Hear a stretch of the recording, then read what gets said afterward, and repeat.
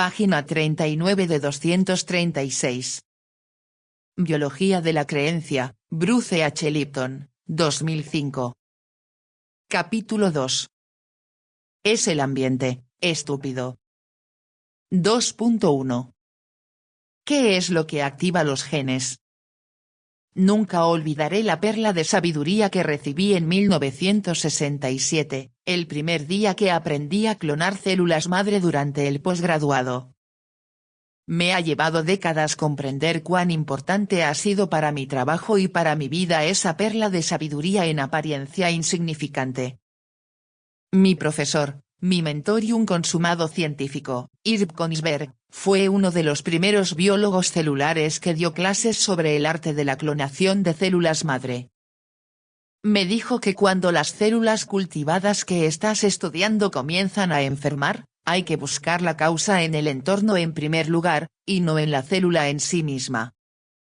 Mi profesor no fue tan contundente como el director de campaña de Bill Clinton, James Carville, quien afirmó: «¿Es la economía, estúpido?». Esta frase se convertiría en el mantra de la campaña presidencial de 1992. Sin embargo, los biólogos celulares habrían hecho bien en colocar una plaquita que rezara «Es el ambiente, estúpido» sobre nuestras mesas de despacho, al igual que la de «Es la economía, estúpido». Fue colocada en todas las sedes de la candidatura de Clinton. Aunque no me resultó evidente en su momento, al final me di cuenta de que ese consejo era la clave para comprender la naturaleza de la vida. He comprobado una y otra vez la perspicacia de la advertencia de Irv.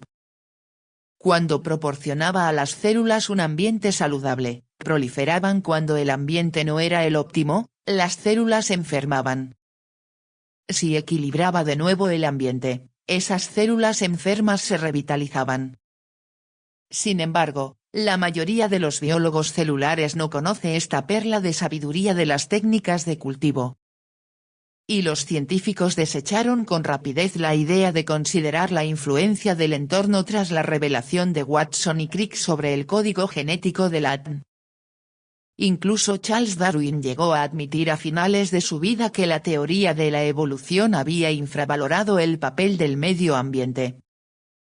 Estas conclusiones las podemos observar en una carta que escribió a Moritz Wagner en 1876, Darwin, 1888. En mi opinión, el mayor error que he cometido ha sido no dar el suficiente peso a la influencia directa del ambiente, es decir, la comida, el clima, etc., independientemente del proceso de selección natural. Cuando escribí El origen, y durante varios años después, no pude encontrar ni la más mínima evidencia de la acción directa del ambiente. Ahora hay una enorme cantidad de evidencias. Los científicos darwinianos siguen cometiendo el mismo error.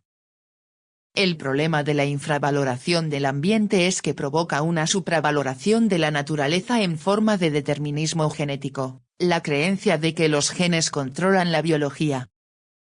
Esta creencia no solo ha llevado a una cuantiosa suma de dólares perdidos en investigaciones, como discutiremos en un capítulo posterior, sino a algo más importante, ha cambiado la forma que tenemos de ver nuestras vidas.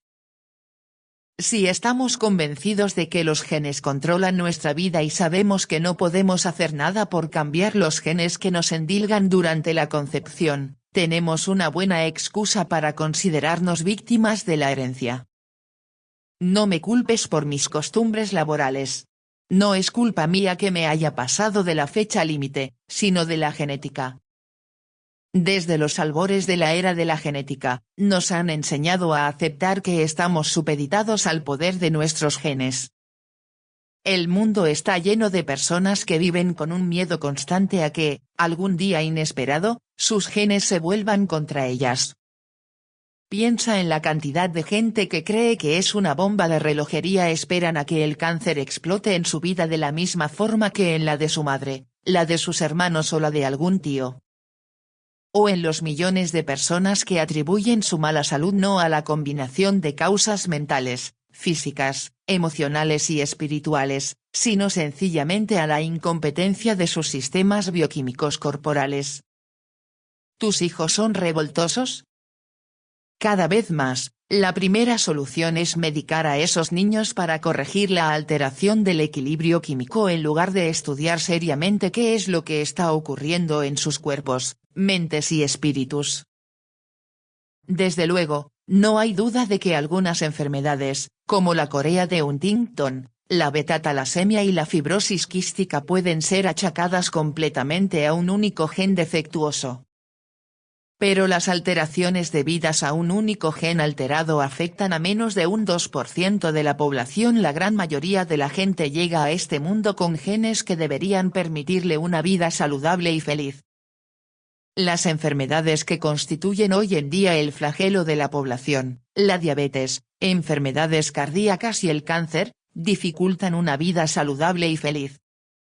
Estas enfermedades, sin embargo, no son el resultado de la alteración de un solo gen, sino de una compleja interacción entre una multitud de genes y factores medioambientales. ¿Qué pasa con todos esos titulares que pregonan el descubrimiento de un gen relacionado con cualquier cosa, desde la depresión a la esquizofrenia? Si lees esos artículos con detenimiento, percibirás que tras los impactantes titulares se esconde una verdad mucho más seria. Los científicos han relacionado montones de genes con otros tantos rasgos y enfermedades, pero en raras ocasiones han descubierto que un único gen sea el causante de un rasgo o de una enfermedad. 40. La confusión se produce cuando los medios de comunicación tergiversan de forma continuada el significado de dos palabras, correlación y causa. Una cosa es estar relacionado con una enfermedad y otra muy distinta ser el causante, lo que implica una acción de control o de manejo. Si te enseñara mis llaves y te dijera que una de ellas en particular es la que controla mi coche, en un principio podrías pensar que no estoy mintiendo, ya que sabes que una llave es necesaria para poner en marcha el motor. Sin embargo, ¿controla esa llave de verdad el coche? De ser así, no podrías dejar la llave puesta en el coche porque podría llevárselo para dar un paseo en cuanto te descuidaras. En realidad, la llave está relacionada con el control del coche, pero es la persona quien lo conduce y quien gira la llave, quien de verdad controla el automóvil. Hay genes específicos relacionados con determinados comportamientos y características de los organismos. Pero esos genes no se activan a menos que algo los haga reaccionar. ¿Qué activa los genes? La respuesta fue expuesta de un modo espléndido en 1990, en un artículo titulado Las metáforas y el papel de los genes y el desarrollo de H. F. Nihoud, 1990. Nihoud presenta pruebas de que esa idea de que los genes controlan la biología, repetida en tantas ocasiones y durante tanto tiempo que los científicos han olvidado que en realidad no es más que una hipótesis, no es cierta. En realidad, la idea de que los genes controlan la biología es una suposición que jamás ha sido demostrada y que, de hecho, ha sido desacreditada por las conclusiones de las últimas investigaciones científicas. Según Nihoud, el control genético se ha convertido en una metáfora en nuestra sociedad. Queremos creer que los ingenieros genéticos son los nuevos magos médicos que pueden curar enfermedades y además crear a nuevos genios tales como Einstein o Mozart. Pero una metáfora no equivale a una realidad científica. Nihoud resume esta realidad de la siguiente forma: cuando se necesita el producto que codifica un gen, es una señal del entorno, y no una propiedad intrínseca del gen, la que activa la expresión de dicho gen. En otras palabras, en cuanto al control genético, lo importante es el ambiente, estúpido. TV escribe. Entonces, según sean los estímulos del ambiente, es como los organismos van a reaccionar y esto, para nada depende de la herencia genética. Según la red Internet.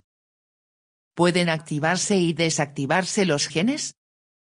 Cada célula expresa, o activa, solo una fracción de sus genes. El resto de los genes se reprime o apaga. El proceso de activación y desactivación de genes se conoce como regulación genética. Esta es una parte importante del desarrollo normal.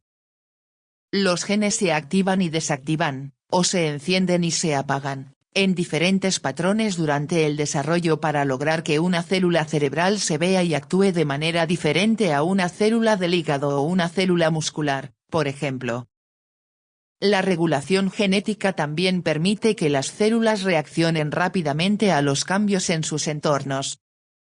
Aunque sabemos que la regulación de los genes es fundamental para la vida, este complejo proceso aún no se comprende por completo. La regulación genética puede ocurrir en cualquier momento durante la expresión de un gen, pero es más común que ocurra en el nivel de transcripción, cuando la información en el ADN de un gen se transfiere al ARN mensajero, o ARM. Las señales del entorno o de otras células activan proteínas llamadas factores de transcripción. Estas proteínas se unen a regiones reguladoras de un gen y aumentan o disminuyen el nivel de transcripción.